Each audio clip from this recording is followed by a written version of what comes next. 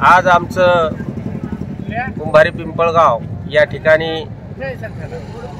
अतिवृष्टी अनुदान ज्या मंडळांना सरकारनं वगळलेलं आहे अशा मंडळांना अतिवृष्टी अनुदान मंजूर करावं या प्रमुख मागणीसाठी, तसंच कापूस सोयाबीनचे भाव प्रचंड कोसळलेले आहेत आणि शेतकऱ्यांचा माल अजूनही त्यांच्या घरामध्येच आहे। सोयाबीन आणि कापसाचे भाव वाढले पाहिजेत याचं निवेदन सरकारनं तातडीनं केलं पाहिजे।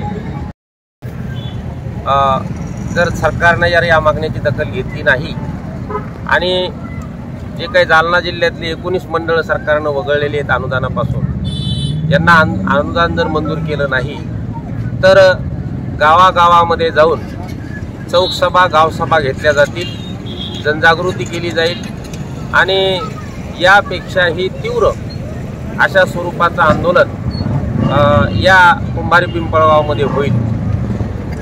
म्हणून गांधीजीच्या मार्गाने आज लाक्षणिक उपोषणाच्या माध्यमातून आम्ही आमचा जो काही आक्रोश आहे सरकारसमोर मांडत आहोत, त्याची सरकारनं दखल घ्यावी, प्रशासनानं दखल घ्यावी, लवकरात लवकर निवेदन करावं, नाहीतर मग भगतसिंगचा मार्ग अवलंबल्यानंतर होणाऱ्या परिस्थितीला इथल्या प्रशासनानं सामोरं जावं, सरकारनं सामोरं जावं।